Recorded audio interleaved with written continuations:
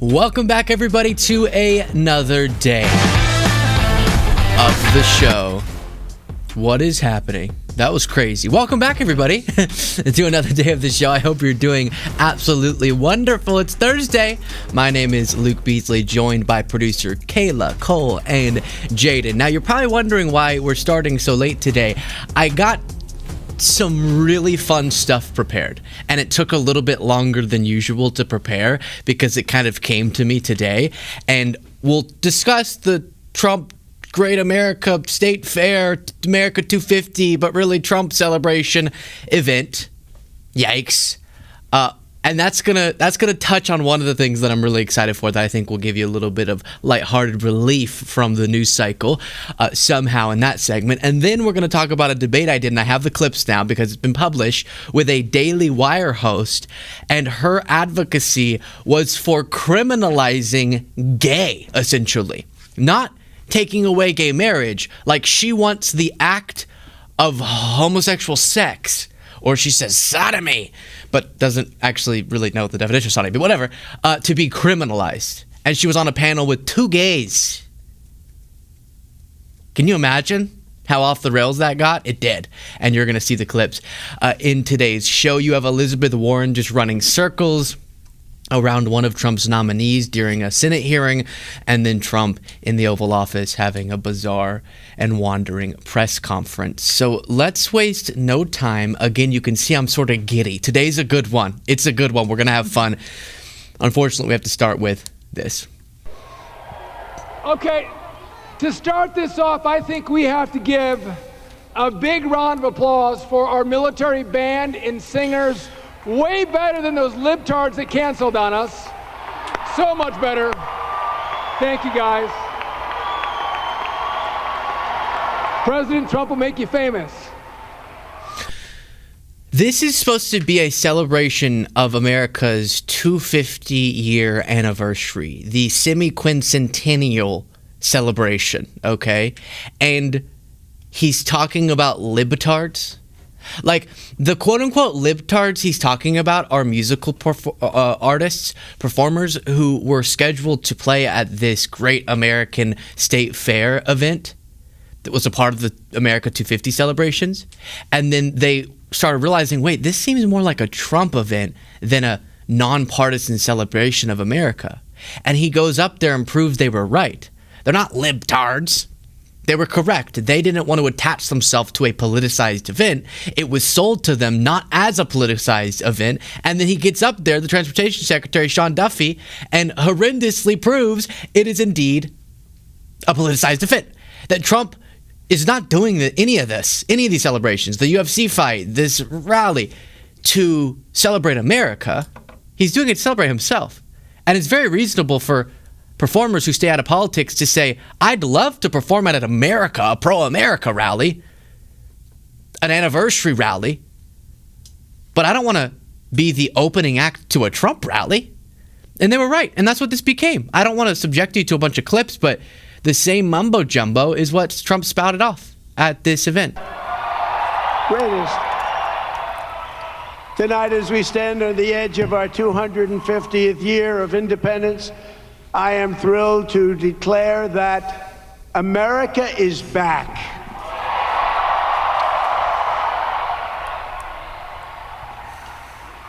As you know very well, a short time ago, we were a dead country. We were dead.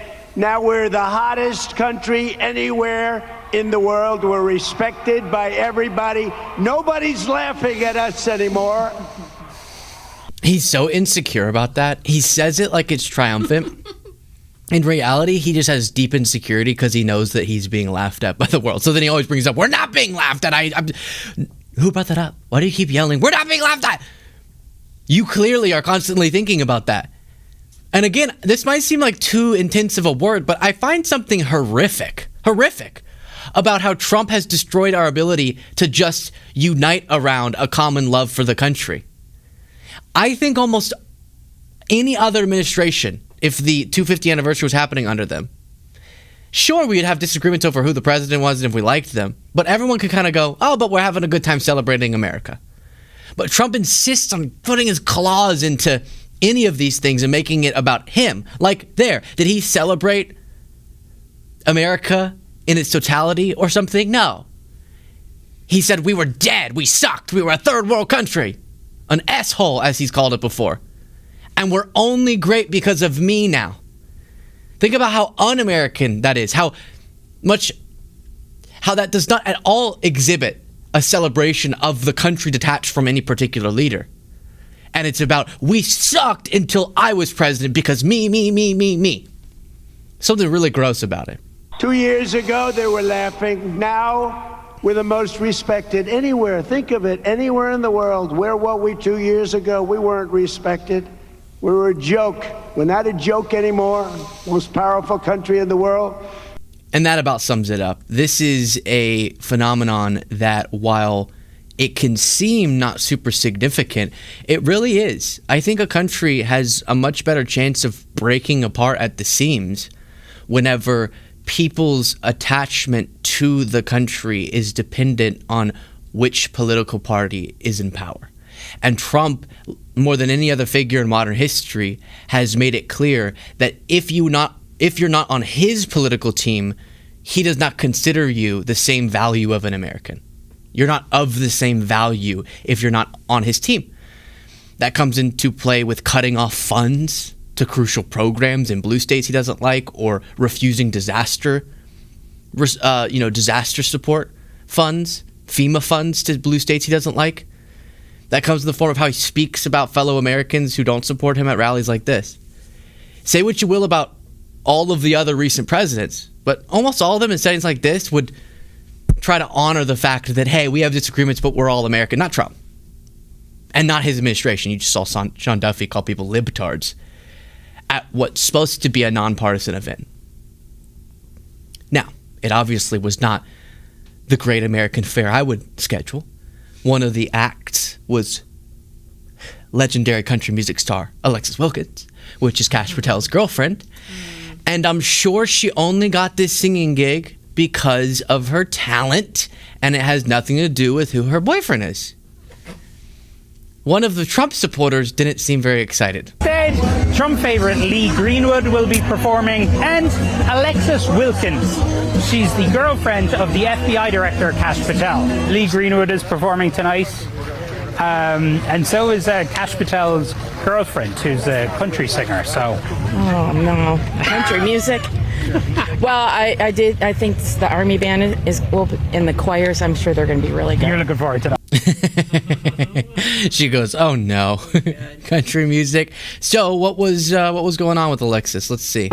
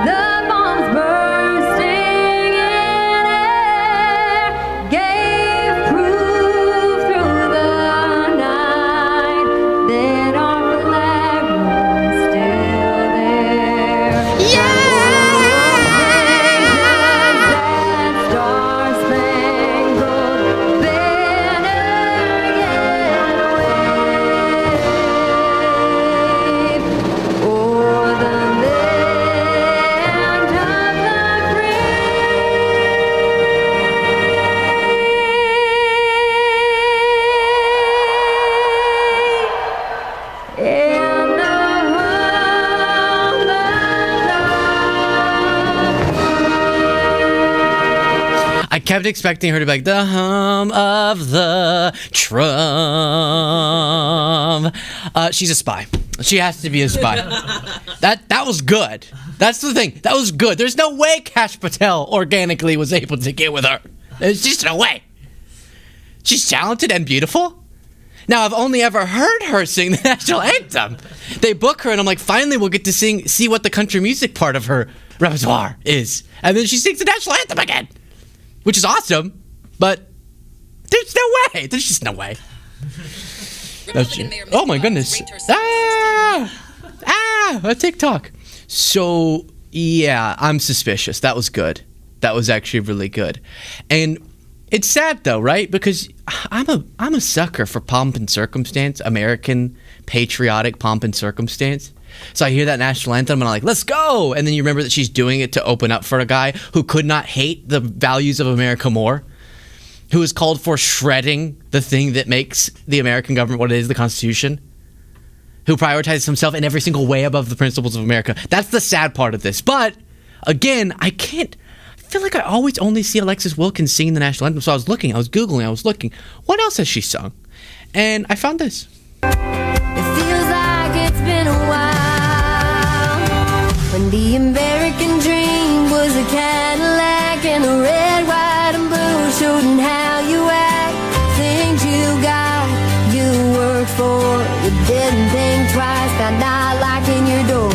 When people did the right thing. Crime was actually higher when you're thinking of, but you don't realize that because there's more immigrants. That's what you're thinking of. There's no one around. They looked at each other and found common ground. From the music to the flag, I ain't living in the past. I'm just saying that. So I just don't know why there's not creativity in some of these country songs. The American dream, it was a Cadillac. Really? And it didn't feel like so many people were black. That's a lot of country songs. You know, the American dream. Back when I grew up, we had a Cadillac. And my dad used to say, okay. Hey, Judge, can you make me a Casey Musgraves song, but super racist? It's just like, what? Really? The best you got is, and because the red, white, and blue, that's what our colors on the flag are. It reminded me of the TPUSA halftime show. You remember this guy? I just want to kiss my fish, drive my truck, drink my beer, and not wake up to all this stuff I don't want to hear. Like the same kind of gun I hunt with just killed another man. And it was me. The only thing mine ever shot was a deer from my deer stand. I just want to cut my grass, feed my dogs, wear my boots. This is the joke. You can't even satirize this. I just want to kiss my fish. He's saying catch, but it sounds like kiss. Yeah, I just want to kiss my fish, drive my truck, cut my grass, kiss my wife, have a baby. A little gay experience, maybe, in America. Think of something creative. I don't understand how country music became this when country music is supposed to be about killing your husband who beats you and also fighting cops, barehanded knuckle fight drunk in front of a truck. That's what country music is supposed to be. Well, it's, this is, in a way, a very American concept. You take something that's artistic and creative, and America has so much of that because of the cool convergence of cultures, but then things get commercialized because there's also a deep capitalistic nature to America that's really good at taking something that's sellable and then reducing it to its lowest common denominator so you can sell it the quickest and most efficiently. And so that happened with country music, where it was like really amazing country music got squished, and there's still some amazing stuff. Carrie Underwood I really like, for example. But you squish it, or I like her music, I don't know about her politics, but you squish until you just get to, oh, here's 50 terms about trucks and hunting and fishing and the white jean, short cut off jeans of the tan girl with her toes in the sand, whatever. I was trying to list stuff and I just started singing an actual song. I got my husband, the one, understand that we're in the world, we're gonna beer in my hand, life is good today. And I turn the TV on, sit and watch the evening news. Be told if I tell my own daughter that little boys ain't little girls, I'll be up the creek in hot water. This castle yours world, it ain't easy being country in this country now. I always forget. I only see. Take that down. I always forget where that song actually went because I always just see edits like this. I just want to catch another man. I I never actually let it play out. This song's about country. It's not easy being country anymore. And if I tell my little girls aren't little boys, that something bad's gonna happen. Hey, little girls aren't little boys. Some of them grow up to transition, a very small percentage, but you're right. Little girls aren't little boys. Days, the directions the fingers point when everything. The erection finger point? What? Days, the directions the fingers point when everything goes up in flames. The erection's finger porn. Saying I'm some right-wing devil, 'cause I was down south, Jesus raised. It ain't easy being No, it's not. country in this country nowadays. It's so hard. Sometimes when your erection finger porns, no one understands. He's like, I say I'm a right-wing devil. Hey, no one knows who you are. No one's calling you anything. We don't know who you is. Now, here's what's funny. I was preparing the show, and Kayla heard me playing that song because I thought it would be funny that Alexis Wilkins reminded me of it. And Kayla says, oh, we should create like a satirical country song. And I went, oh my gosh, as a kid, I did that. And I'm not talking like these days, everyone just goes, AI, make this funny song for me, and then it does it. No, I'm saying like I was in a studio back when I was doing music, and my producer at the time was like doing songwriting exercises with me. And he was like, I'm going to write different genres of music, and then you have to sing over it and come up with lyrics to be over the music. And so he made a country backtrack, and then I had to write lyrics and a melody over it in the theme of country, which I wasn't, as a songwriting exercise. And so when Kayla said, oh, we should make one, I was like, I did that when I was like 17. And this is what stalled the show too. I dug it up. I found the MP3. Don't obviously cut to this. I'll just play it. And this is a little song I wrote inspired by living in Texas and country music called On a Tractor.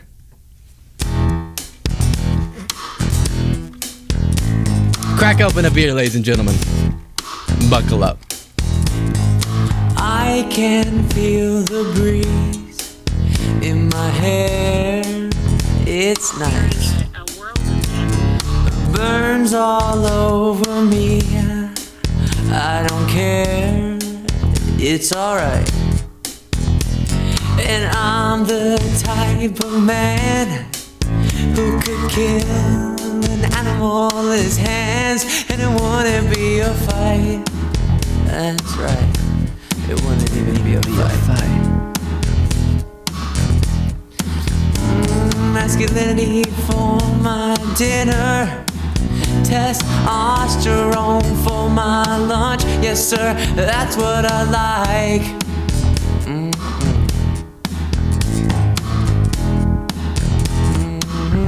Here we go. And I spend my days on the back roads driving long and far. And I lay every night on my back and look at the stars. And I know every girl spends their life dreaming about a man like me. Wait till they learn I look good on a tractor.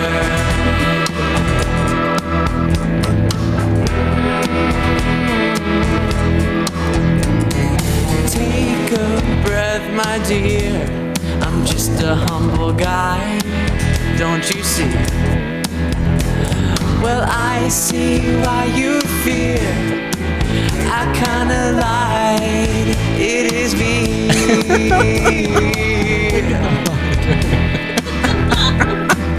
And you've probably never been before with a man who redefines a vehicle. And I spend my days on the back roads driving long and far. And I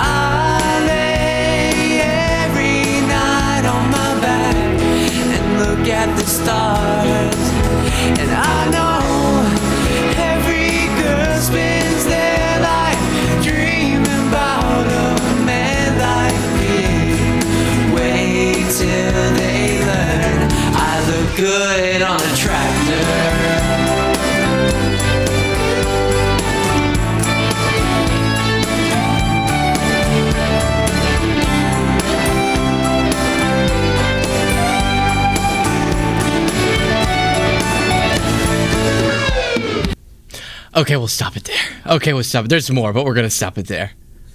So, yeah, it's not that difficult. That's the point. 17. Let's be honest. That sounds about as good as Mr. I Catch a Fish or Kiss a Fish. I just want to kiss a fish, kiss a truck, kiss a buck. Oh, gosh, that's hysterical. Okay, let's check in with the audience real quick. Josh Johnson said, thank you for reminding me of this dork. Rich said, just like everything he touches, the 50th birthday was a fail. To 50th birthday. Thanks for putting it into perspective. You guys rock. Thank you. Sue Comito, member for 5 months, said, I wish I could get any man in my life to put the remote down, drop the beer, and go mow the grass. I know they always say that. I'm like, oh yeah, when was the last time you mowed the grass? Mr. whatever your name is. Pamela Mayton said, this could be a hit in today's country music. Oh my gosh, yeah. I mean, I hate to be that guy, but that slapped. It kind of slapped. You're bopping, you're like, oh, I look good on a tractor. And you could just see the music video where I'm like in my underwear riding on a tractor like, woohoo! It's not easy being country. Casey Malik said, Luke, as not gay as I am, I like this a lot and want to maybe be gay now. Seriously, though, it's a good and on point. That's the best compliment I could ever get.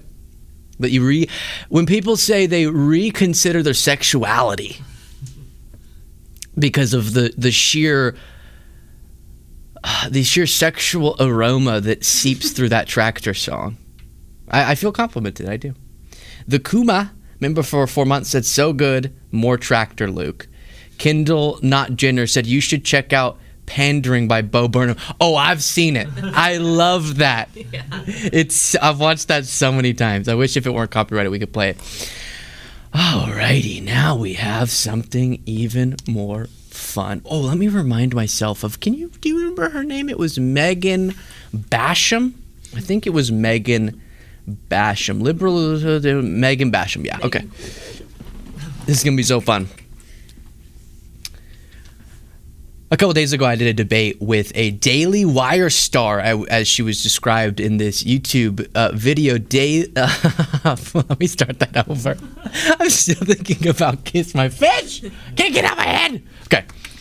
A couple days ago, I did a debate with Megan Basham, who is a Daily Wire star, on Brad Palumbo's show. And this was probably one of the most bizarre debates I've ever done. I did a whole rant about it on the bonus show. Click the join button on YouTube if you want to get that. But now we have the clips, and so I can play for you what took place. Again, thank you to Brad Palumbo for letting us play these clips and for having me on. So this is Megan.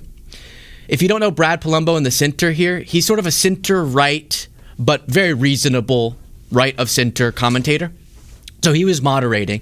And then Megan is a right-wing Daily Wire staffer, host, and then there's me.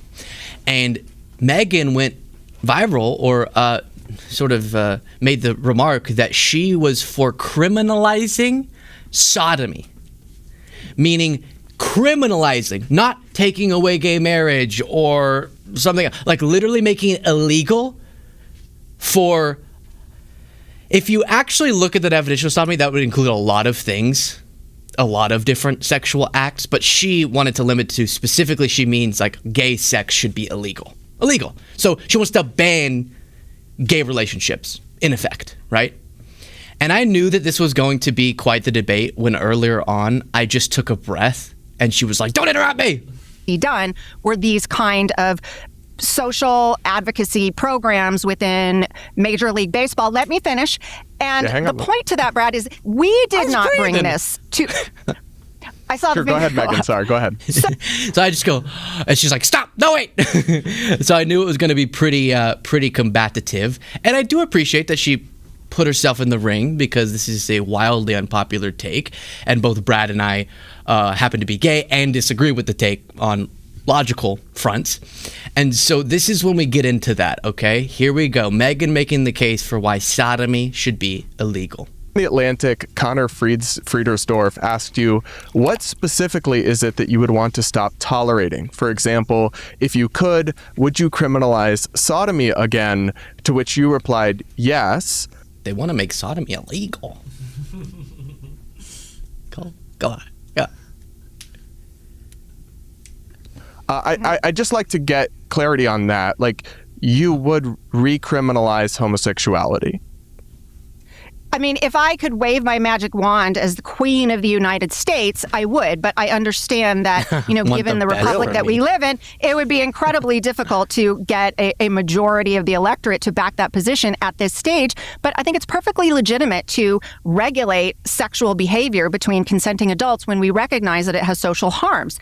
And Scalia was absolutely right that what happened in the overturning of that Texas sodomy law was that it ushered in then Obergefell, which then ushered in a redefining of what parenthood means. So it wasn't just redefining what marriage as a relationship means, but what parenthood means. So that is why we saw those dominoes fall. And we can't acknowledge that, look, it's not about same-sex attraction, but it is that there are societal harms with sodomy that we do not find with other types of sex acts. Such as what, Megan? So you will have 17 times the rate of HIV transmission in receptive anal sex than you do with vaginal sex. The anus, bluntly, is not a sexual organ. It doesn't self-lubricate. It doesn't have the elasticity of a vagina. So it is a different type of sexual act that creates social harms. So hang on, I'd like to ask, yes, they are. And Luke, I will come to you, but I have to ask a couple clarifying questions. Do you consider yourself a proponent of individual freedom or of human freedom? Because what you're describing to me sounds like you are an enemy of human freedom. Yeah, I'm going to keep playing. Obviously, eventually I get to respond, and it gets all the way to her accidentally defending bestiality. So just get ready. It's going to get there. It's pretty stunning. And again, I thank her for at least being willing to debate this. She has the view, I would rather her let it be challenged, okay? I don't want to seem too mean, but she's being kind of mean, making me illegal. That's pretty intense. But then think about the logistics of that. You think, with all this talk of Doge and the government spends too much, you think we should use valuable government resources and law enforcement resources to go track down people who are having sex in a way that you dislike, and then, arrest them? Or give them a fine? Aside from the moral whacked nature of this, the logistics of it will really bend your brain too. Want a sex police, if you want people's literal policing Brad, of is it people's legitimate bedrooms. to outlaw prostitution? Should we outlaw prostitution? I personally don't think so. No, I do not. Well, that's consistent then. So you would say we do not have a right to regulate sexual activity that the broader populace would agree, okay, that's a social harm. I believe there has to be a victim that's also regulating in order commerce for there to be a crime. It's different, but yeah. But Megan, I will ask you this, and I think this is fair game. Have you ever engaged in oral sex with a man? Yes, of course I have. I'm married. So you've committed sodomy. No, I have not committed That is sodomy. You asked that me is if I under many committed definitions oral of sex. sodomy. No, by a oral sex biblical is sodomy. definition or a historical definition, that is not sodomy. But the purpose of sex so is they are for two procreation. different acts. So non-procreational sex is sodomy. So it is you just put hypocritical words to in say my you want mouth. to criminalize sodomy, Wait, Brad. but you've You done just it. put words in my mouth. I have never said that sex is purely for procreation. I'm a Christian. I believe in what my Creator tells me sex is for, and procreation is one of its purposes, but so is enjoying marriage and being bonded in marriage. So this is one of the functions that marriage is useful for. Sodomy is a legal and theological term that generally refers to anal or oral sexual contact between humans. I have no idea what you're reading from, and so I would say this is not a definition I agree Google. with, and I think we can all...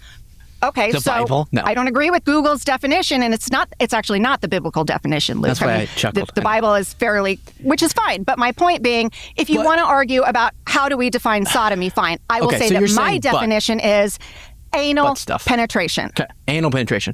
Okay, well, that's weird. Do you want to be like the sodomy police? I'm just picturing you going around. No, I just told any you. butt stuff in this room? No. So I understand that you're saying it's not. This is not an issue that I've become an activist on. Someone asked me a question and I answered you were honest, it. That's all and that I appreciate happened. I appreciate that. So actually, what you're advocating for is a less safe, more stigmatized, more people dying from diseases world. That's what you actually want based on the... No, I actually want a world where they would die less from diseases, which is part of the reason that I oppose it. I let y'all talk about BJs, and I didn't say anything.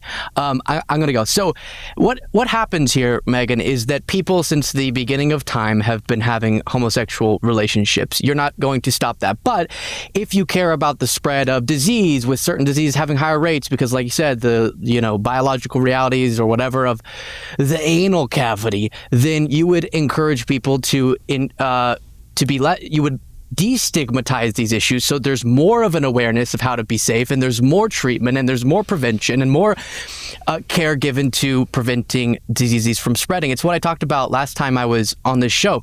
Very similar with gay marriage. You guys will scream about like, oh, we're against it not because we don't want people to be in love, but because number one, we're against homosexuality, but then also it's about the kids. We want to make sure the kids are raised. We're against same-sex parents raising kids, but then every single batch of research I could find, kids in same-sex homes turn out just as good, if not better, than those in opposite-sex homes. The outcomes are, again, just as good, if not better, for some reason in random cases, probably because of average income of homosexual relationships. And then you have the reality that people are going to be in relationships with each other. Like, that's just going to happen, gay relationships. And so we can choose to encourage people to be in safe and even committed relationships. That's why marriage as an institution the government backs with same-sex marriage is so helpful, because it actually increases the well-being of children in same-sex homes.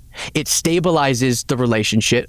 It improves the prosperity of the couple and the family.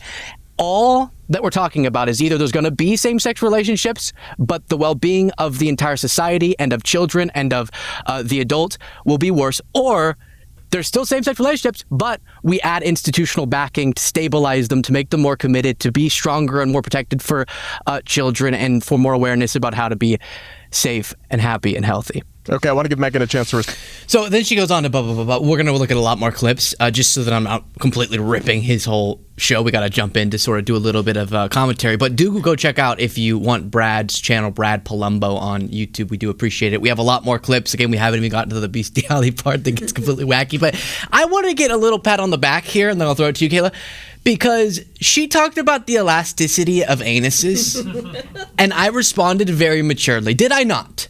Because what I understand as someone who has grown up around a lot of conservatives, a lot of Christian conservatives, a lot of anti-gay conservatives, I know that the way to win them over is not to be like, but you're mean, but I'm in love. It just isn't. And so while I would like to say those things, like, oh my gosh, you want to criminalize my relationship? Like, I'm currently in a relationship in love. It's, if I assume you have a good relationship, it's as loving as yours, and it's probably great for society. We're both going to do great things in the world. Like, and you want to criminalize that. I could get in the emotional place in my heart for that argument, but I know that it doesn't work as well, because they're like, oh, there it is, emotional liberal. And so instead, that's why you heard me going and saying, hey, if your actual concerns around STDs, here's being supportive and open and destigmatized is actually how we reduce harm from diseases. Oh, what do you say to that? Or, oh, you care about kids in homes? Well, here's data on the outcomes of kids in same-sex homes, and then the benefit of marriage being legal, and then going down that more logical, like, come with me on the facts with no emotion. I think does a better job of bringing people over. Not that she would, but people watching who sympathize with her. And I just want to give you that note so you know why I'm not, like, grandstanding. Kayla. Hi. As a self-described pedantic and sodomite, I would just like to say that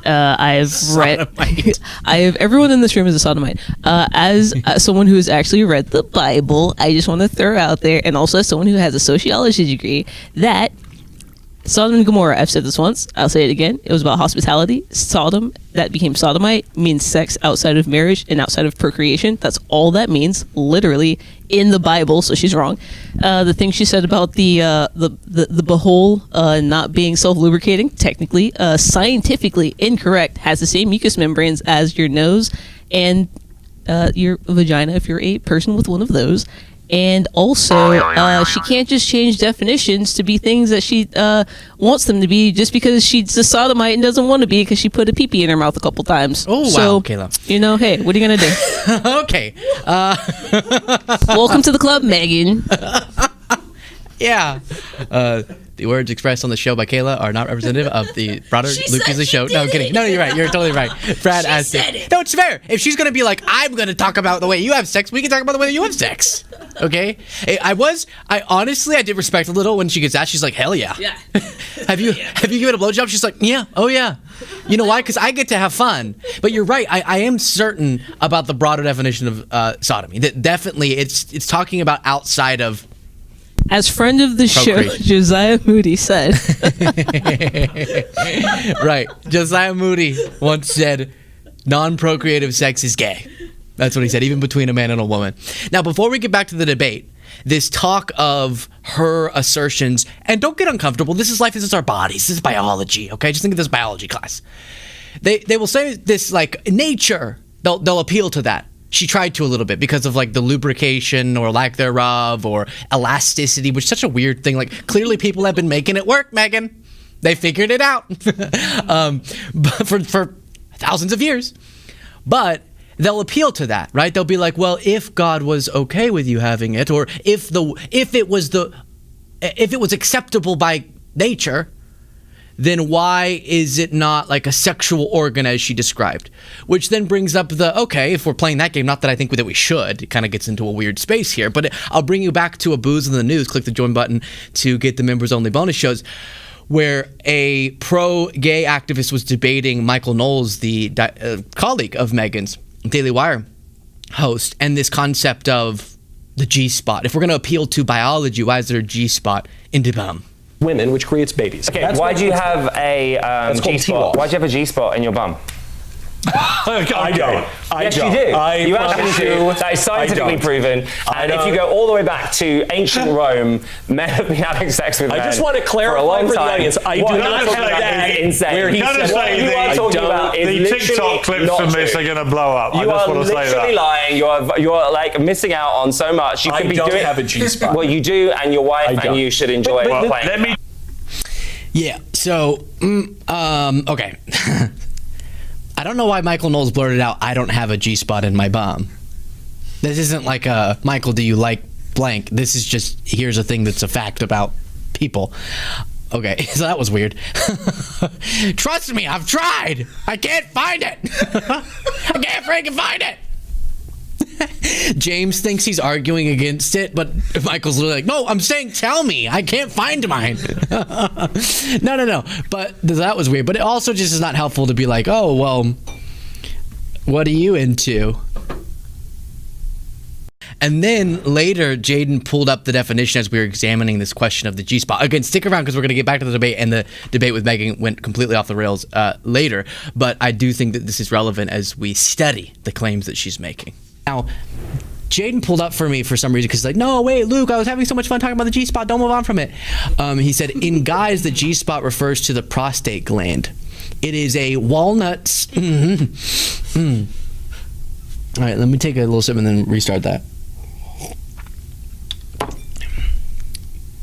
It is a walnut-sized organ that plays a major role in reproduction and contains thousands of sensitive nerve endings, making it a highly responsive erogenous zone. Yeah. Often referred to as the P spot. Should we look up if Michael Knowles has one?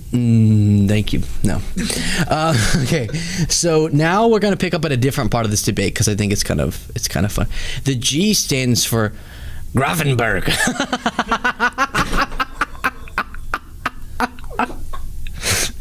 Can someone don't take that down? I don't want to know for a second.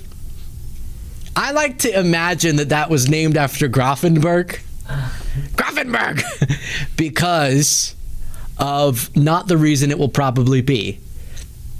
I like to imagine it's because Grafenberg had a much bigger than a walnut-sized organ. Because his organ was the size of a coconut. And they were like, dang, Grafenberg, you can barely get through a poop without And then they were like, let's call that spot the Grafenberg spot. But then what happened was people would always be like, ooh, let me go play with your Grafenberg spot. And culture said, you know what, that sounds kind of less sexy. Gravenberg. And so then we changed it to G-spot. Now the real reason is probably because... Okay, so now we have that all settled. Good? We got a good background because she tried to bring up the biology, and I just thought that we should do our own study of the biology. Now we know the background. Let's pick up where we left off in this debate with Megan. A chance to respond. Okay, so one of the things you said there is that, we have had homosexuality in practice and in desire forever, and that's absolutely true. I would never deny that. That's part of the reason, there are commands way back in Leviticus about how do we respond to these desires and these practices. My point being that we have forever, as societies, also outlawed other practices that we today still outlaw, like polygamy. Okay, everyone just don't make sure you don't have like a sip of water in your mouth or anything. And probably you don't want to be eating. Get ready, okay? This is where it really flies off the handles. Just prepare. I want you to be emotionally prepared. This is not a video you should play in front of children. Here we go. So outlawed other practices that we today still outlaw, like polygamy, like prostitution, like bestiality, like cousin marriage. There is a whole host of, various sexual practices between consenting adults, or in the case bestiality, of bestiality, not quite. Yeah. You could at least argue there may be a way to do this without, harming the animal. So if the question is whether or not we're talking about, which you can both sit there and sort of sneer and roll your eyes, no, that's but just it's a funny. legitimate point okay. that there are a variety of sexual practices Some that of those we zebras. as a society recognize. Well, hang on, Luke. Hang on. I mean, so Megan, I don't mean to. And harmful societal practices. So my question to both of you: would you outlaw polygamy, or would you say, no, these are consenting adults. If they want to have a contractual marriage relationship between multiple people, should they be allowed to do that? Luke, I'm asking both of you. So what's interesting is I'm talking about homosexuality because of its prevalence, Right. because of its importance, because of its history. And it's interesting that you shift off of that because I'm talking about research that I have. I don't have, Megan, I don't have it's a bunch a question of principle. I'm asking you as a question of principle. I don't have, but my principles are informed by data, Megan, and I don't have data on how happy zebras are in relationships with humans or whatever. I do have a lot of data on how societies improve. Like, for example, when we legalized gay marriage, there were already kids in same-sex homes for all different reasons, but then childhood poverty in those homes and childhood outcomes in those homes improved after the legalization of same-sex marriage. So I'm looking at data, comparing that to the reality on the ground, the importance of these issues, and then picking the best policy solution in a government that is secular. So, Megan, I'll answer your question because you also directed it at me. What I would say is polygamy in terms of recognizing marriage, I think is a distinct question from what we were talking about, which was the legality of sexual behavior. And I certainly would not want to criminalize polyamory sex. You're right. So this is why I was trying to get clear on. Here's the points I'm making, and you keep slipping off of them. Okay? No one made her. She asserted that we should make certain forms of consenting adult sexual activity, and specifically homosexual relations, illegal. That's her assertion. So the burden of proof is on her because you're advocating to take away freedom. Our standard should be, we assume you have freedom to do whatever, as long as it doesn't harm others, unless there's a really high standard of evidence that it's harmful. Right? Unless there's a really high standard of evidence that we should take that freedom away. And there are some things we do that on. So she has to make an affirmative case for why we should take away a freedom. We don't have to defend why a freedom should stay in place. That's a different question than the legal contract or the institution of marriage. But she's talking about the sexual act itself, not the contract in marriage recognized by the government. But every time, you notice, she shifts away from sodomy. And that term I just really hate using. It just sounds strange. I'm not as brave as Kayla to say I'm a proud sodomite, but I guess I am. It's sodomites, salute. But it feels weird. Something feels weird about that. But anyways, so she shifts every time from the actual criminalizing of a physical act between two people who want to do that thing that would also, of course, erase even a whole sector of just relationships. And she goes to gay marriage. But that's not what we're debating. And I could body you, as I did, on that issue too. But she's talking about gay marriage, which was really bizarre. That's why I responded to it. But then she brings up polygamy. It's like, well, yes, polygamy should be legal. But she's talking about polygamous marriages. But you're talking about making a sexual act illegal. Yes, I think polygamous sexual acts can be legal. Do whatever the hell you want. Obviously. So that was really bizarre. I guess is my takeaway. Then we jump to this. No work to you. Well, that's what's tough is I agree with Brad that I enjoy these debates, and for some reason I don't really get offended at all if someone has the view that you do, Megan. Even though if I think about a third person observing it, and what you're effectively saying is like both Brad and I should go to jail in your perfect world for the love that we have with our partners. Outlawing doesn't always involve jail. We recognize that, right? Okay. Or we should be punished. Okay. We should be punished for, in both of our cases, really happy and monogamous relationships that we're in. And then it's so interesting to watch. I guess it kind of demonstrates how weak your argument is. You unable to stick on that issue and then defend it powerfully. It has to go to, well, because then, and the funny part is that your slippery slope doesn't even slip you. I think that's a tactic because you don't argue your points, Luke. You just argue that mine are bad, but you do not argue proactively positive points. Oh, do you know You're why? just kind of sitting over there eye rolling at mine. I'll tell you. Please stop interrupting me, though, because I let you go for a while. I'll just say I actually argued my points, which is that here's what happens whenever you, with public policy, support committed relationships, contractual relationships between people who would already be in relationships. It does this positive thing for the kids. It does this positive thing for the family. It does this positive thing for their prosperity. I made my argument, but also you're the one who's advocating for taking a freedom away. I actually do think you have the burden of proof, and I'm still giving you affirmative reasons I have my position, but you're the one who has the burden of proof because we're in a country that prides our freedom, and you're saying there should be a certain freedom that's so intimate, it like is in privacy that you want to go get the government into. So yes, it actually is your burden of proof. But I did explain that in your perfect world, even if we stick on gay marriage, since you keep wanting to slide there, I just explained to you that that would only harm children in same-sex homes, harm the couples, harm our societal support for committed relationships, but the relationships would still be there. There would just be less stability and prosperity. Okay. Sorry. All right. I appreciate both of you. We are significantly over our time frame here. So I think, do I have one other clip from this portion? I don't think I do. At one point, Brad asks, you're advocating to take away my ability to be in the relationship that I'm currently in? And she's like, well, they always, people with this view always do this. They're like, yes, in my perfect world, criminalize it, woo! And then you go, wait, you want to make me illegal? And they're like, well, like, so it's just, all of a sudden you're gonna have giraffes marrying humans, and like we can't have that. Wait, I love cows, but I is not cow. but I'm human, and my partner's human. Yeah, but one day then you're gonna be like, oh, I wanna make love to a tractor. What will we do then? Which, by the way, that should be legal. You can do whatever you want to a tractor. As long as when you say, can we have sex, it goes, so dumb. Can I do unspeakable things to your tailpipe, Mr. Tractor? No, but you see, they slide, and then they go, well, what happens when 10 people want to get married? What happens when 20 people?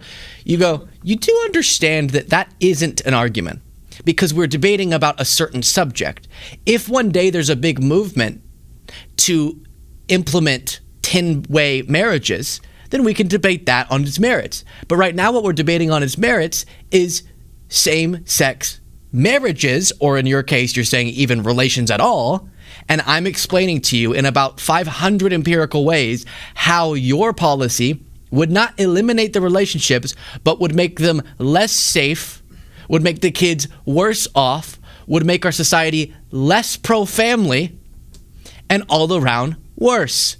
So I'm explaining that to you, and your only response is, yeah, but what if the next thing you ask for? Well, then wait till the next thing, and then debate that. That's why there's a fallacy called slippery slope, because if your only argument is, well, I can't really debate this thing we're debating, but maybe it could be a domino to the worst domino, then you clearly have no argument, because that could be the case on anything. Hey, let's let's expand health insurance coverage. Well, what if then you want us to do health insurance for everyone in the whole world? Well, yes, in that case, but no, what if you want the U.S. government to pay for all of Asia's healthcare next? It's like, well, that's not what we're talking about. It's just completely illogical.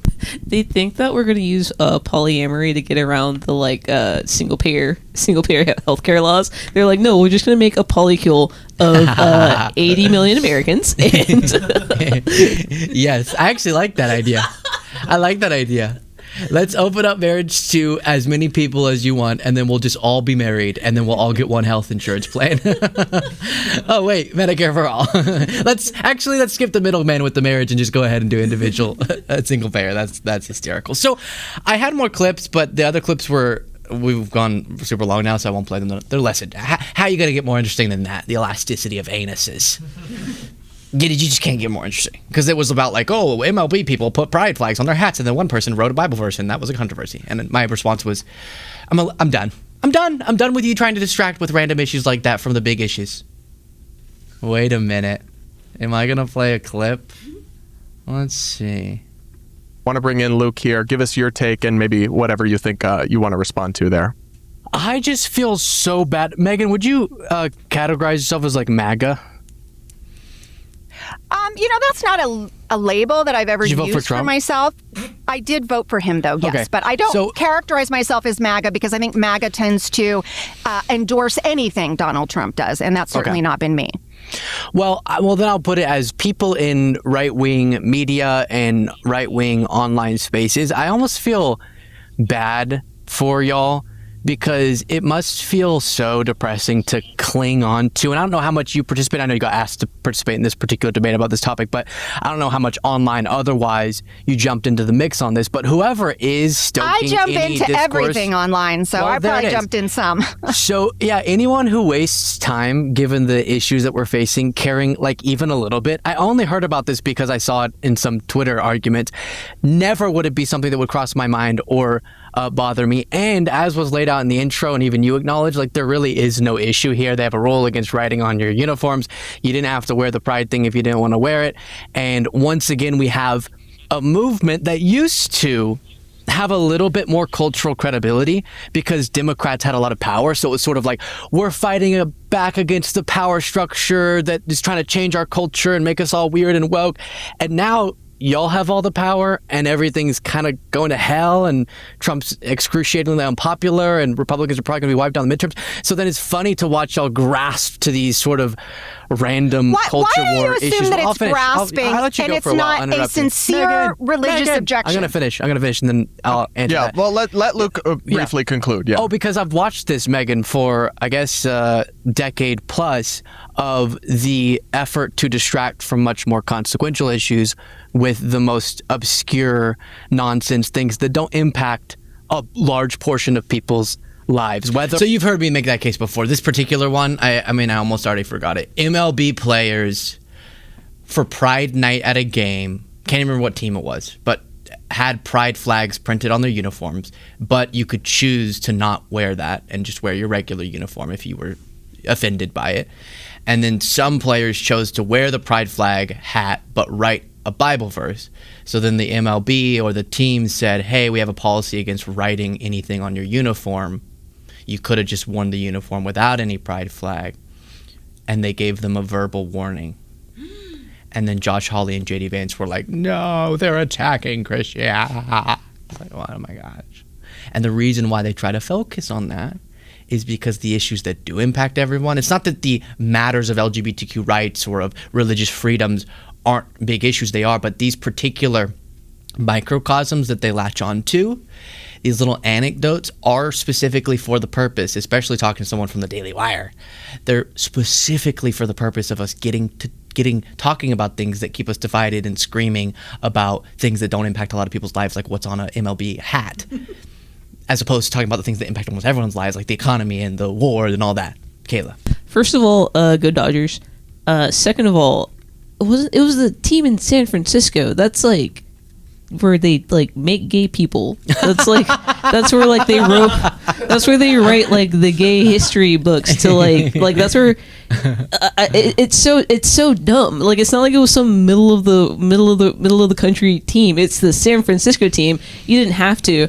Also, I'm firmly under the I'm in the conspiracy time now. I'm firmly under the belief that these like billionaire team owners do these like pink washing incentives, like wearing the pink uniforms and like the gay pride nights and stuff like that, so that they can get these talking points to make a fake culture war. Because no gay person I know gives a single care about these types of things, about like, oh, they had a pride night, oh, they wore pink because men wear pink, and oh, they got a rainbow flag going next to the American flag. No one cares. We only care when there's a backlash, because it's like, you guys are making us look bad. You're making us, the billionaire owners of these teams are fabricating a woke mob that is forcing these masculine men for the San Francisco baseball team to have to wear a tiny little rainbow that hurts their feelings. And it's so dumb. It's so dumb. You put it perfectly. Exactly right. And I saw some people in the comments were like, Luke was trying to avoid addressing the topic of the MLB controversy. And I was like, yeah. Because I don't care. Is that allowed in debates? Just say, I just don't care. Hey, war! Ever heard of it? It's so funny. Okay. Stephen Hunt said, entertainment for the day. Thank you. Library said, support from Italy. Keep up the good work, Luke. X Tudaz said, poorly regulated capitalism eventually shitifies everything until the original thing is no longer recognizable. Country music, social media, trad, journalism, and every other human activity eventually monetized to its death. Yes, and now you can literally bet in real time on real events. We've monetized just events, like meaning we've monetized current events. Intuition Jen said, okay, I'm definitely going to start a game of daily total of intimate innuendos. YouTube won't let me say the S word. Yeah, it's getting a little out of control. Our loyal viewers know that maybe we put too many in every show. Sexual innuendos. Nira Doodles said, pray for us in the UK, Luke. The temperatures reached 37.2 degrees Celsius, 99 degrees Fahrenheit yesterday, breaking the last record from the 80s. It's not the heat that will get you, it's the humidity. Imagine being in a hot sauna you can't escape. Oof. I'll be thinking of it. Yes, we do live in Austin, and I'm telling you, I'm with you. I'm telling you, this is one of those cities that at certain times of the year, you get all clean, you get your Sunday vest on, you're feeling all good, you put your makeup on, you open the door, and before the door even gets all the way open, you're wet. You're like, I didn't even step outside and I'm wet. My whole body's wet all of a sudden. And not in the fun way. Put another tally mark. Intuition Chen. M Hooks clicked the join button and became a member. Thank you so much. Joey Marcel said, why can't people just let people love who they want? I don't know. You tell me. Marion Slattery became a member as well. Thank you so much. Brendan Nichols did as well. Christopher McCain said, a horse will never consent. They always say nay. Miriam said, this segment is like from Booze in the News. It is. It's definitely been that energy. Megan Hawken also clicked the join button, became a member. Thank you so much, everybody. Katie Baird said, people in this Bible had multiple wives. Ooh. I stopped with the hypocrisy checks because no one ever seems to care. I'll be like, you said that you follow this rule in the Bible, but what about this other one? And they're like, you don't get it. That's what it is, right? It's always the, hey, so why do you live in drunkenness, but you care a lot about other people's homosexuality? And then it's always the mysterious ways. He works in mysterious ways. And what they mean by that is he works how I want him to work, okay? That's hilarious. Let's talk about this now. Actually, before we put this up, I should probably know the name of the person. Christopher Phelan, nominee. Let me actually, no B-roll. Let me just be able to have these notes.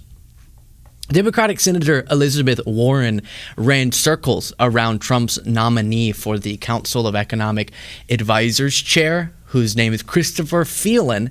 And this is one of the things that's it's pitiful, but it's kind of fun to watch in these hearings when people are having confirmation hearings, because Democrats will just go up to them and say, like, hey, who won the 2020 election? Just to check if you're an independent operator. And they'll go, Joe Biden was inaugurated. And you're like, okay, yeah, but who won? And they're like, the Electoral College went to Joe Biden. All right, but who won? It's like nothing. They won't ever just say Biden. And similarly, they won't acknowledge economic metrics on the Council of Economic Advisors chair. Like, you should be able to know what the basic economic figures are, even if it means that they've gotten worse since Trump got in office. And so Elizabeth Warren just asks some basic questions, and her way of talking is so professorial. I love it in this setting because it sounds like a teacher going, all right, so at one point she literally asks, is 4.8 bigger or smaller than 2.8 or something like that? So, Dr. Phelan, if you are confirmed, your job would be to advise President Trump on economic policy. The Council of Economic Advisors is, quote, charged with offering the president objective economic advice, not political advice, objective economic advice. So let's go through a few objective facts. Americans are spending more on everything from gas to groceries. Prices are rising faster than paychecks.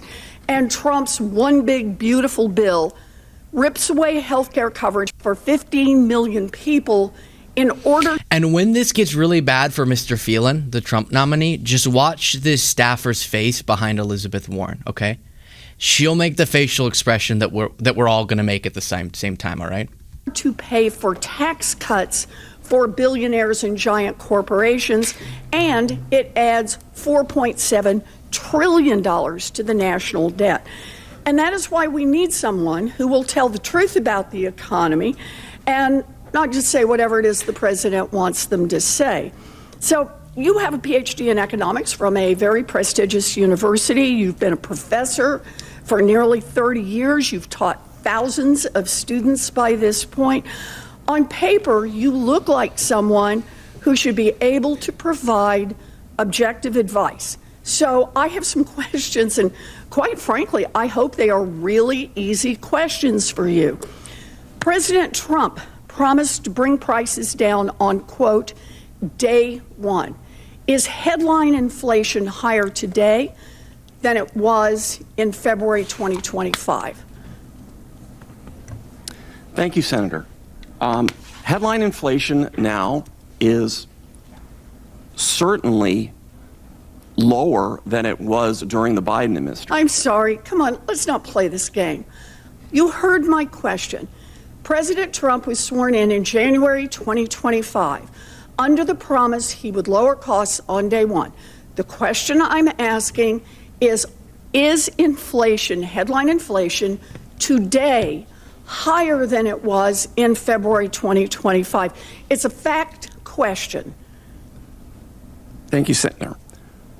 There's a reason economists tend to focus on core inflation, and that is because food and energy is quite volatile. Okay, can you core give me inflation is the lower answer? than when President Can Trump you took give me, office. we'll do core. Can you give me the answer on headline inflation? I don't want to know how fast you can dance. I want to know if you can answer simple, factual questions. That's all I'm looking for here. Look at the staffer behind her. Oh. Thank you, Ranking Member. I do not know exactly what the headline inflation was on January 20th, 2.8%. So answer the question. Is headline inflation higher today than it was in February 2025? Headline inflation now, the last one was year over year, 4.2%. Okay, so is 4.2% higher than 2.8%? Ranking Member, yes, it is. Oh, wow. Was that so hard? You know, you're good. There's more to this, but there's something so satisfying about, before I finish that thought, think about a lot of other senators, which will be like, is it higher or lower? Say it. Oh, you're lying. Something about that teacher approach, right? I think, was she literally a teacher? I think she literally was a teacher before running for office. And she's going, well, you can hear the voice. We can all hear it from like our teachers growing up. Well, great job. that is higher. But he won't say it was higher. It's higher now than it was when Trump entered office significantly. All he could say was what the inflation rate was then, now, and then which one was higher, but not the sentence, it's higher now than it was when Trump took office, despite his promise to lower it. To which she says, oh, well, I really appreciate you sharing, because now the whole class knows that you're a moron. Have a good recess. I'm going to be the guy called on to give real facts. So let me try another one. Dr. Phelan, is annual inflation higher than wage growth today? Thank you, Ranking Member. There has been, since President Trump took office, weekly inflation-adjusted earnings are higher now than they were the day President Trump took office. The question I asked you is inflation higher than wage growth right now? In other words, even if families are getting raises, on average, are they falling behind because of inflation? Thank you, Ranking Member. I do think it's important to have an appropriate time frame when considering anything like this. That's your time frame. The appropriate time frame is when President Trump took office. The question is, I just want a fact. Inflation-adjusted wages are lower than they are now. Today, are families getting ahead or falling behind? You got one word to answer that. What's your word? My word is at. Real wages are higher now. Oh, Elizabeth Warren, you have my heart. This is so good. Give me one word. At. That's your word? What is the problem here? What do they think this is accomplishing? You think that makes the viewers think, maybe because he won't answer, inflation's not outpacing wages. Like, what do you think the audience is perceiving by you not answering the question? What do you think you're accomplishing by not answering the question? Clearly, it makes it seem like you got a secret. And the secret is actually when Trump took office, wages were outpacing inflation. Now, inflation's outpacing wages, which means even if you're getting, like on average, people are still getting pay boosts, but that is happening at a slower rate. The pay boosts are smaller than the inflation increases, which is how you get, over many years, stagnating wages or even loss of buying power. And to not be able to admit that, it's like how you're wanting to be the chair of the Council of Economic Advisors. You're supposed to then have to think of solutions for our economic problems. How could you possibly think of good solutions if you won't even correctly identify the problems? Feeling. My word. Are you feeling good now, Mr. Feeling? Thank you. Is at. Real wages are higher now. Can I watch it one more time, please? Ahead or falling behind? You got one word to answer that. What's your word? My word is at. Real wages are higher now. Real wages are higher now. All right, let's than they play were it this at way. the beginning You've of already Trump's told me administration. inflation is 4.2%, right? What's the annual wage growth right now? It's just a fact Thank question. you, Senator. I do not have that in front of me right now. It's 3.4%. So let's put this one together. Is 4.2 higher than 3.4? I will repeat what I said, which is real wage growth in this administration is positive. It is right now, families are falling behind. And I got to say, I can keep this one up, fact after fact, but you have now made clear what your position is. And that is, you can't even do the basic facts. I didn't even get to the hard questions here about what this means. I just want to start with what the facts are. These are facts that come out of the Trump administration. They're there for anybody to see. And you can't bring yourself as the person who sits there and says, I want to be the head of the Council of Economic Advisors. Oh, I'm sorry, to give objective economic advice. And you can't even say, yeah, inflation is running higher than wages right now. And we're still going to try to keep it on behalf of the chairman to 5 minutes. Fair enough. I think this person has disqualified himself in 5 minutes. And on behalf of the chairman. It made my day. It just made my day. I was having so much fun earlier in the show. hearing a guy say, I just want to kiss my truck, lick my fish, have sex with my lawnmower. Tally mark and but this somehow is better. I just love the way she approaches it. So often it feels like a battle, like the nominee is clashing. There's a hostility, and then the Democratic senators like reprimanding or attacking.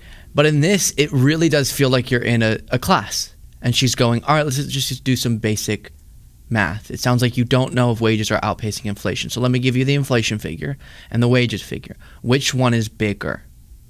And then he's like, I'm going to say, and I think it's one of the coolest moments in a hearing ever. What's your one word? At is your word? Oh, gosh. Good job, Elizabeth Warren. That's amazing. Where did I leave off? Brienne Bartlett sent a gifted membership. Thank you so much. And then you have Tatum, member for 18 months, had been following since the rally interviews. Wish I could have been a member the whole time. Keep up the amazing work. That's amazing. Thank you so much. Casey Malik said, Luke, this is for Kayla. Don't tax her. I want you to send me $2 on Venmo. Oh, it's for Kayla.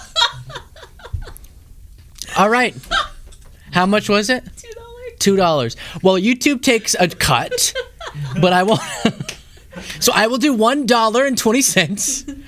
Kayla. I'm doing this right now. Kayla, do not have you on Venmo? Oh, we do Zelle. We do Zelle. All right. You have my word. Yeah, you add it tomorrow. To her monthly pay, I will add $2. Guys, Thank you. Guys, can I get some of those, please? Not really. That's hysterical. Okay, let's talk about this now.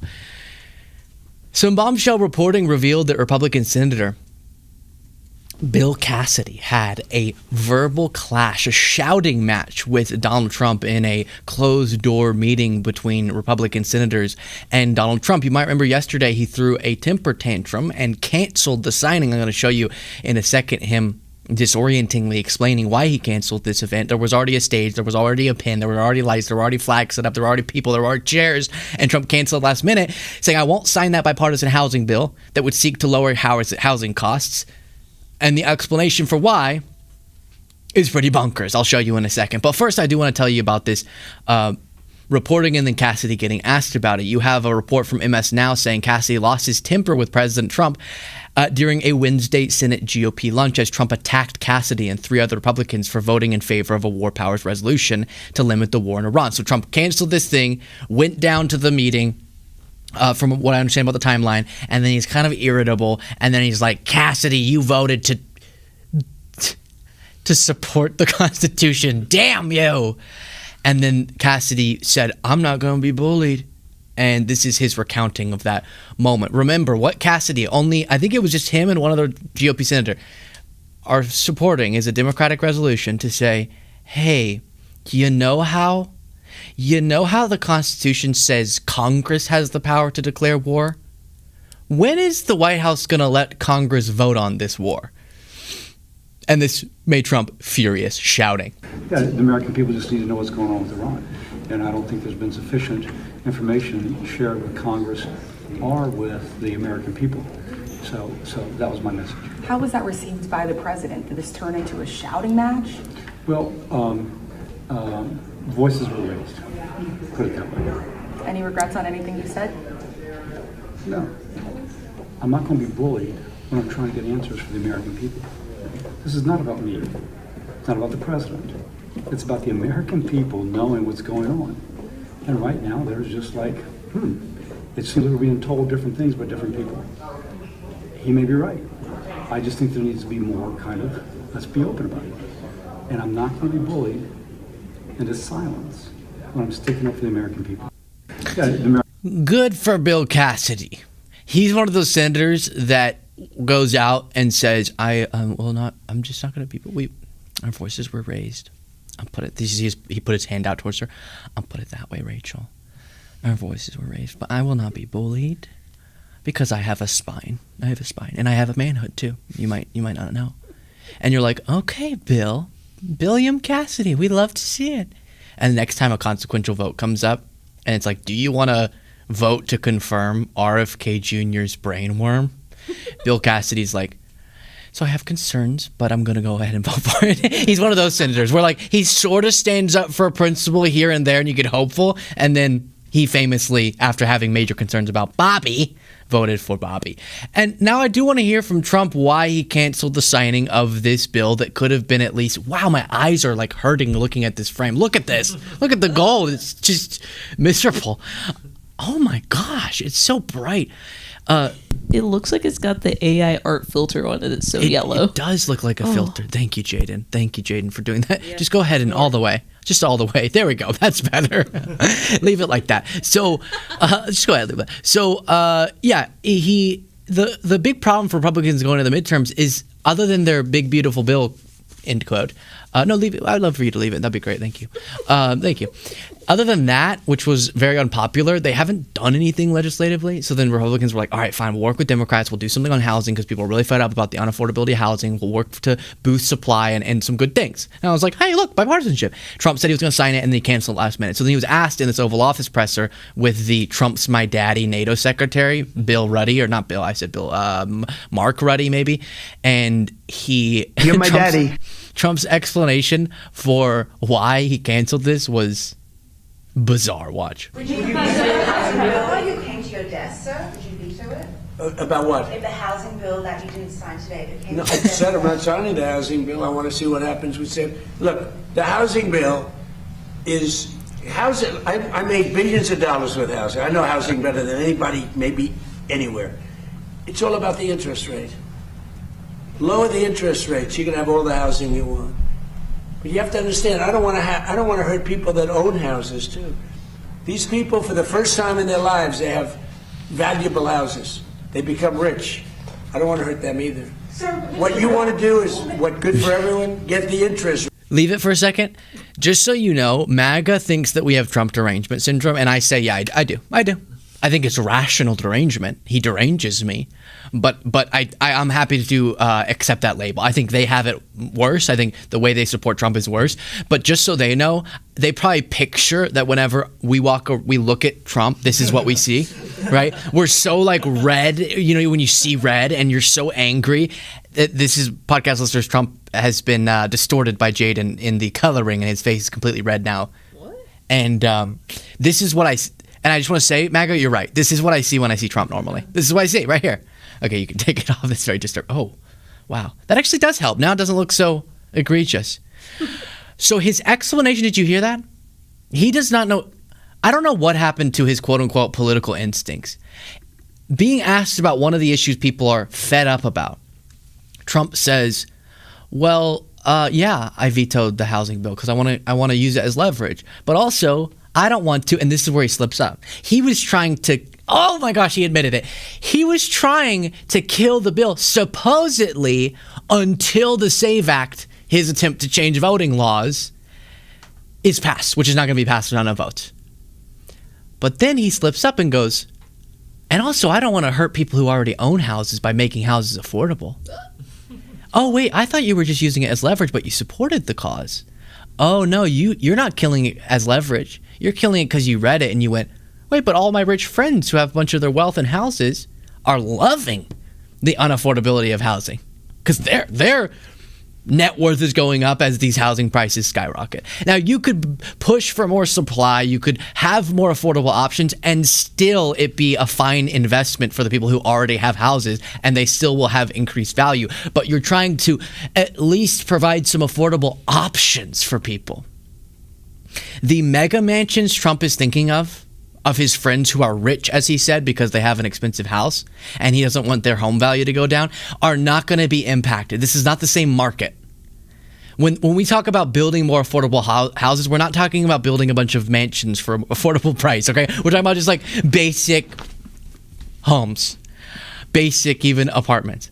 And he doesn't connect to that because he has no basis. He doesn't know anybody who's looking for a house and can't afford it. Guys, I think in the 1950s, what did we look? The 1950s, the average first-time home buyer was like 20-something, 25, 28. Now, the average first-time home buyer is 40. The average American buys their first house at 40. And if that's the average, that means a ton of people never in their life ever are able to buy a home. It used to be in your 20s was the first time you could afford to buy a house. So this is a crisis. And then the CNN reporting demonstrates that Trump behind the scenes said no one gives a shit about housing. But Jake, when it comes to the SAVE Act, the president does also obviously want that passed, even though it literally does not have the votes right now to get passed, and the Republicans have made that clear to him. But just to drive home for you how much he's still focused on this, he was meeting with the NATO Secretary General in the Oval Office just a few moments ago, and this is what he said about whether or not he's going to sign that housing bill. I said I'm not signing the housing bill. I want to see what happens with SAVE. Look, the housing bill is...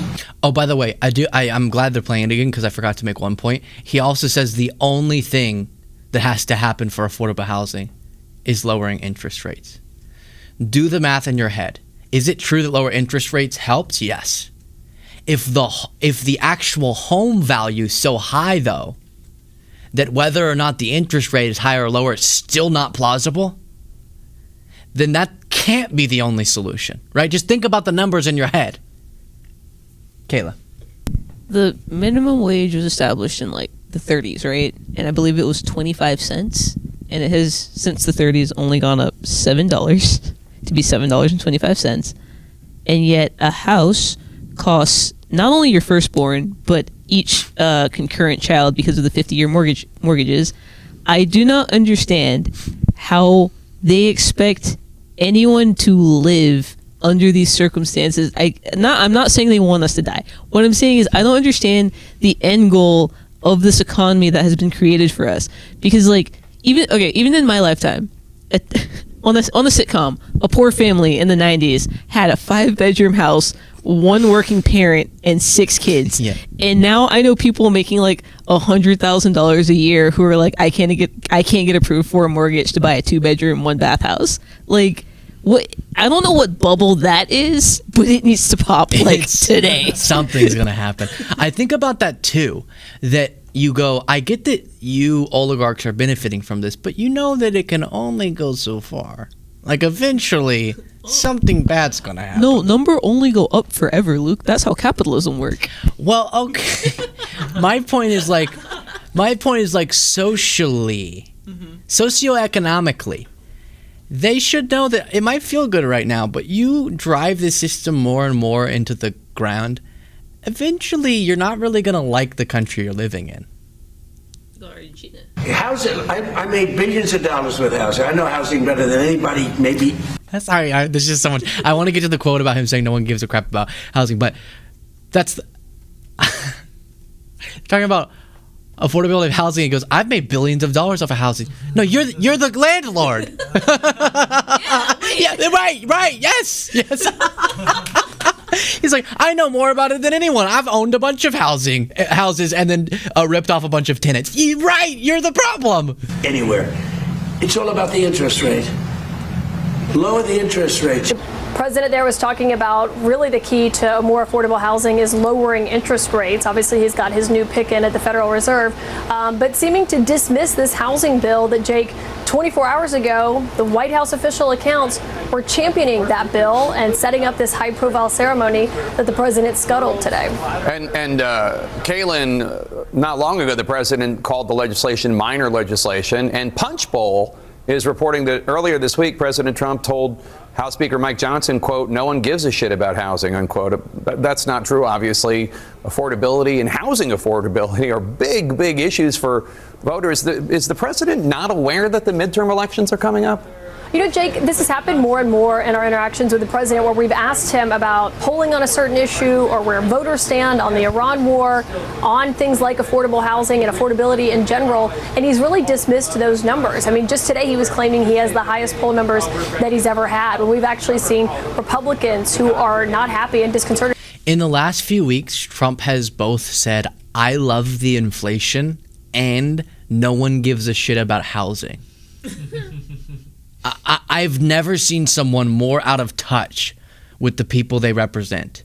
A good example of this is on yesterday's bonus show. Make sure you click the join button on YouTube to become a member, support what we do, and get a bunch of extra content. Yesterday, they went off the rails. You want to see it. We usually do like a 25-minute bonus show, and it was like 42 minutes because we just were having too much fun.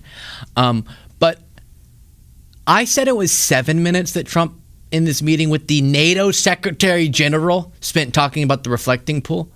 I got updated numbers. It was 12 minutes. For 12 minutes, Trump ranted about the reflecting pool. You know, the sickos were trying to hurt things, and it was horrible.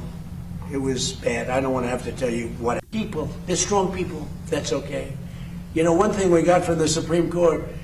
It's unbelievable. Watch how this started. Will the fencing around the reflecting pool be down by July 4th, or is that going to be... The pool? Yeah. It's in great shape. No. Ready? Thugs. Yeah. So, and that started, that's what it was. It's like, okay, ready? Thugs. And then 12 minutes later, and the reflecting pool. And then Fox News says it's liberals who are obsessed with the reflecting pool. Oh my goodness. Stray Cat Zero, member for a month, said, oh boy, time for a new episode of Whatever the Hell Are You... Oh, okay. Oh boy, time for a new episode of Whatever the Hell Are You Americans Doing? Thanks for hosting, Luke. Mary said, I can't wait for this egregious freak to be gone. I'm tired of being called a libtard. I just accept it. I'm like, I'm a libtard. Yeah, I'm a libtard. I'm proudly a libtard. Merch. We need that. Merch. Go to lukebeasleymerch.com, by the way. Drizziter said, I've had a shitastic week and haven't made it for any live shows, but you've kept me laughing when I finally catch up. Thanks for being something to look forward to. Kisses to my bitches. Thank you so much. For so long, I thought I called that username Drizzter, and for some reason that read to me like a man, and I'd been interacting with this very loyal follower as a man, and then they called in, and clearly a woman, and we're like, by the way, it's Drizziter, right? Drizziter. Not drizzed her. And I felt bad. I felt really bad. Rob Seub said, did anyone hear this shouting? Because his voice makes me think he was whispering and imagined he was yelling. That guy was probably like, Mr. President, I did vote for that legislation. And then he walks out and he's like, they had to hold me back. Well, what a show it has been today, huh? I feel like that was quite the journey, and I think we should close on this. Much love. Talk to you all next time.